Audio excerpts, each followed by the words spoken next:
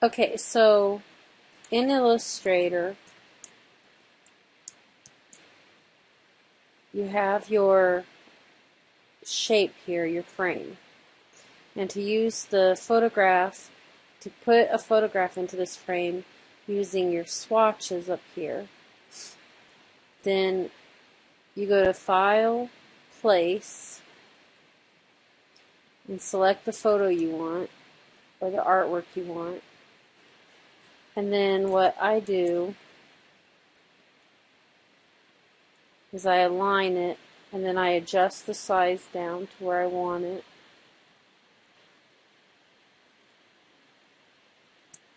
And you can actually take these and change the outline over here so that you can see where you want it. That doesn't really matter. And then just place it where you want it. And this is a picture of my grandma. And I think I'm going to actually get that to make it bigger. Right now I'm not worrying about resolution because I'm just showing this for a tutorial.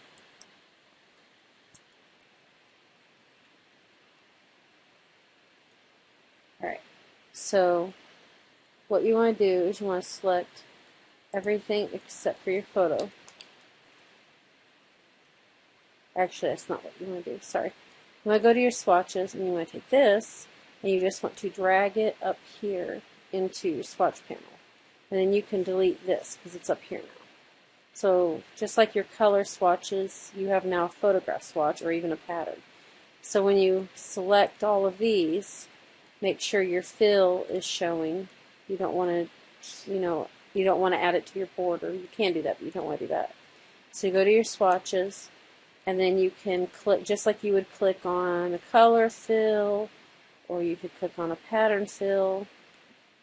You can click on the photo that you did, and it's going to place in there. Now you see it's not lined up right.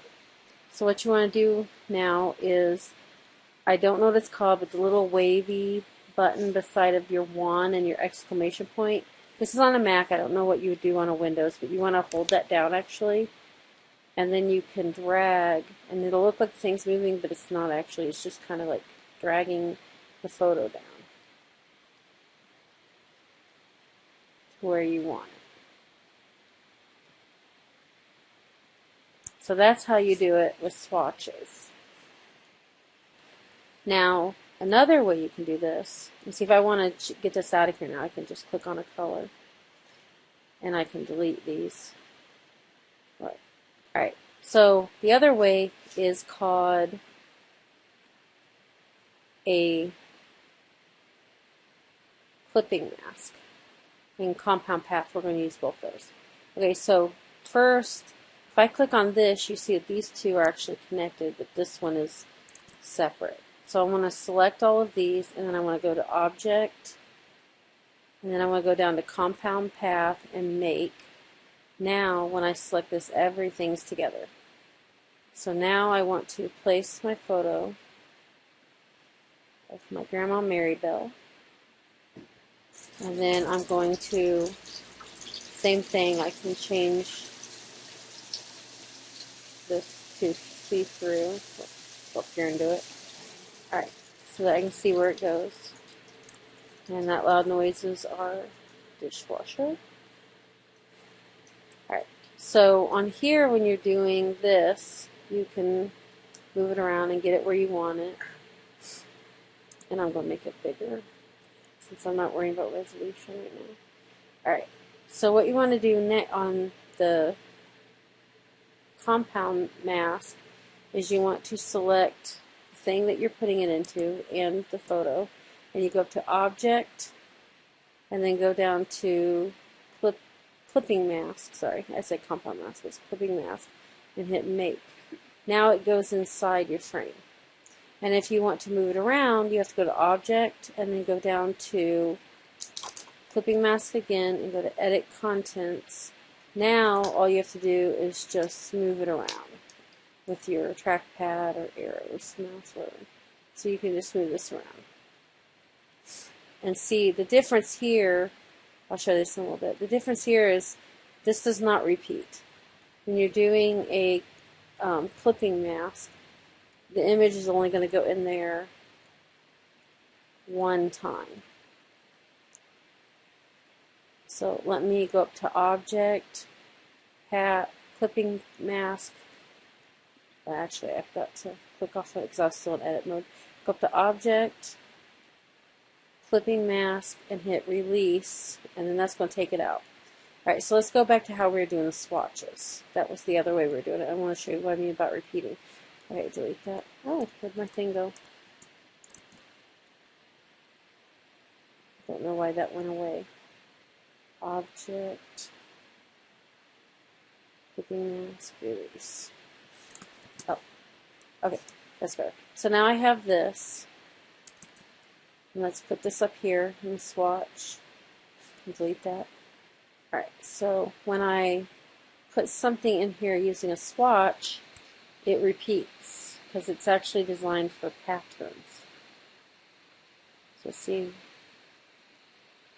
so like if I were to do a pattern here, you can see that the pattern is repeating. And if I drag this back off of here, you can actually see how this is made. So I did not make this. This came with Illustrator, and I've never used it, but I'm just showing you how they've made like a pattern here, and they've put it where it needs to go inside this smaller box. So then they would have just dragged this up there, which I'm not going to do 3 up there, and then that will put it in there. So like when I pull this out here, you see I just have my grandma. So if I were to like, let me get this box. It always puts a transparent box because that's how a swatch is made. It does it automatically. Let's say I were to make her smaller. Let's make her really small here. And then I drag her up here. And then I delete this because I don't need it. Select all this. And now I select that one. Now I've got a repeating pattern. And I can move it around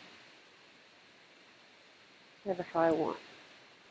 Alright, so that's how you use both swatches and clipping mask to insert a photograph into a frame.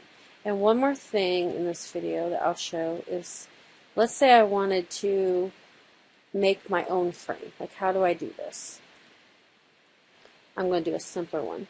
But let's say you're going to make a star. Alright, so I'm drawing this star. And I want to make a star frame. I could repeat this and draw another star. That might just be what I'm going to do. Make it a different color so I can see it. And I'm just going to align it together. And see, this is one reason why on a star that's not a good idea, because the thickness is off. You'd have to manually do it. I'm actually going to show you how to do it easier way. If you switch the fill in the border, you can go up here to stroke, and then you can go to inner stroke, and then make it like a lot bigger. And then we could duplicate. Let's go a different color here. And you click on my border with the other color. Okay, so you see I have 2 here. And I'm going to make this one 40 and then put it behind there. And so let's go down to 30 actually. Alright, so how I'm going to do this is I'm going to, on the yellow one here, I'm going to make the inside black. And then I'm going to go up here to expand, object, expand appearance. And then it's grouped together already. I'm going to go up to effect, apply, subtract. And now I've created, oops. Then you got to go to object, expand appearance. And so now I have that smaller one that's perfect. And so now I have this border, but I need to go up to object, expand appearance, because that's a path and I need it to be a fill. Alright, so now I've created a star border. And then I can do the same thing, go to my swatches, and then I can add in, no, that's not the right size obviously. Now, if I wanted to change the size, I can drag her back out or just place it again, and I can go down a little smaller. This isn't going to be a good frame for this picture, but this is just for a tutorial. And then go back up, delete, and then I can put the smaller version in. Now see how it repeated. You know, that might not be what you would want for this, but a different, you know, photo or fill would work better for this particular image. But this is just a tutorial to show how you do it, not necessarily using the best photo for that particular frame. But anyway, that is how you do it in Illustrator.